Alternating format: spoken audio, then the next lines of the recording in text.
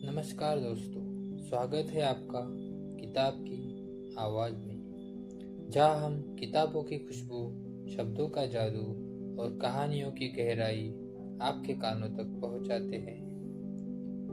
आज हम बात करेंगे हिंदी साहित्य के एक ऐसे उपन्यास की जो हमें अपनी भाग दौड़ भरी जिंदगी से हटकर ठहरने और सोचने पर मजबूर करता है।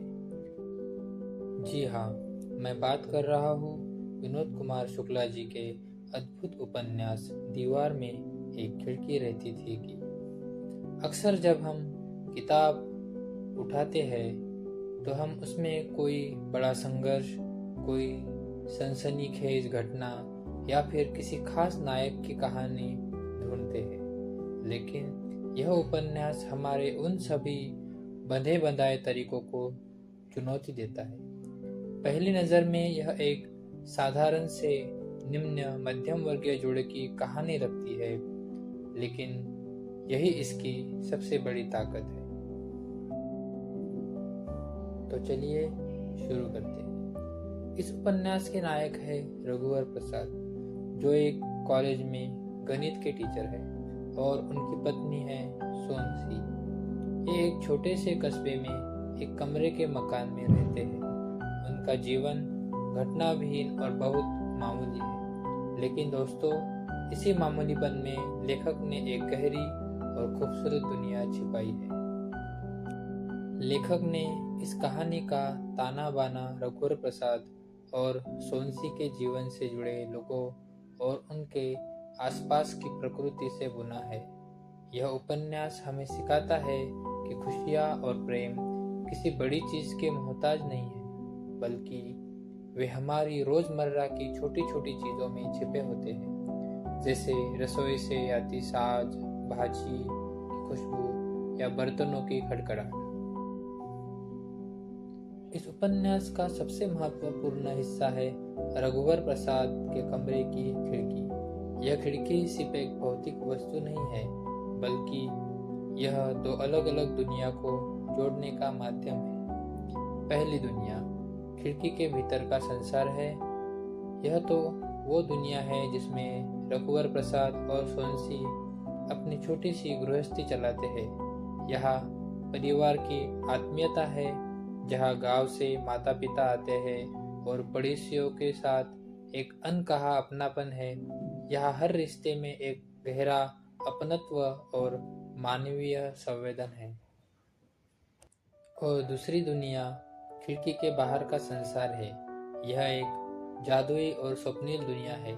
यहाँ नीम के घने जंगल है, हवा में फूलों की सुगंध है और एक ऐसा तालाब है जिसमें सोने के कण मिलते हैं।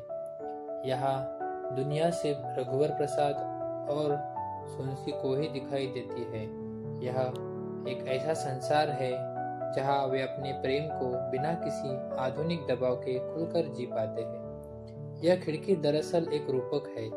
यह हमें सिखाती है कि हम अपनी वास्तविक भागती दौड़ती जिंदगी के साथ एक सुंदर और सुकून भरी कल्पना की दुनिया भी रच सकते हैं।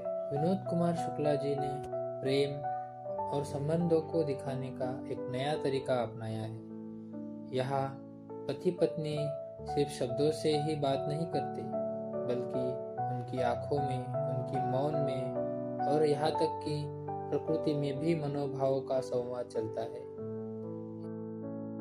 याद करें वो दृश्य जब सोनसी खाना बनाते हुए रघुवर प्रसाद को देखती है, लेकिन लेखक लिखते हैं हर बार देखने में उसे छूटा हुआ कुछ नया दिखता है। यह आंखों से व्यक्त होने वाला प्रेम है। इसी तरह जब सोनसी अपने ससुराल जाती है तो वे एक दूसरे को चिट्ठियां नहीं लिखते, बल्कि रात में आकाश को देखकर ही मान लेते हैं कि उन्होंने एक दूसरे को खत भेज दिया है। आकाश एक दूसरे को लिखी चिट्ठी होगी। कितना खूबसूरत ख्याल है। तो क्या यह सिर्फ एक जादुई कहानी है?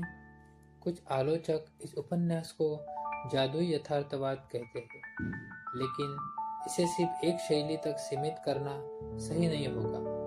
यह रचना जीवन के उज्जवल पक्षों को एक समारोह है। यह हमें बताती है कि कैसे जीवन की साधारणता में भी एक गहरा सौंदर्य छिपा है। यहाँ पात्रों में कोई बुराई नहीं है, कोई लालच नहीं है। ऐसा इसलिए है क्योंकि लेखक ने हमें एक ऐसी दुनिया दिखाई है जो मानवीय कमजोरियों से परे है। यह एक फैंटेसी है जहाँ सुखद अनुभव को ही विस्तृत किया गया है। निष्कर्ष। तो इस उपन्यास की प्रासंगिकता क्या है?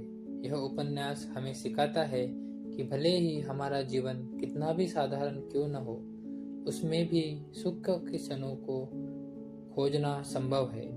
रघुवर प्रसाद और सोनसी जैसे साधारण लोग भी अपने दिल को बड़ा कर सकते हैं, अनजान लोगों से आत्मीयता का रिश्ता बना सकते हैं और प्रकृति के साथ एक संवेदनशील रिश्ता कायम कर सकते हैं। यह उपन्यास हमें बताता है कि जीवन की असली खुशियाँ भौतिक चीज़ों में नहीं, बल्कि मानवीय रिश्तों, कल्पनाओं और अपनी आंतरिक शांति में होती है।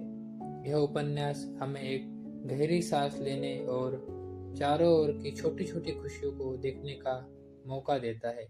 अगर आपको यह प्रस्तुति पसंद आई हो तो किताब की आवाज़ को सब्सक्राइब करें, क्योंकि यहाँ हर किताब अपनी आवाज़ में आपसे बात करती है।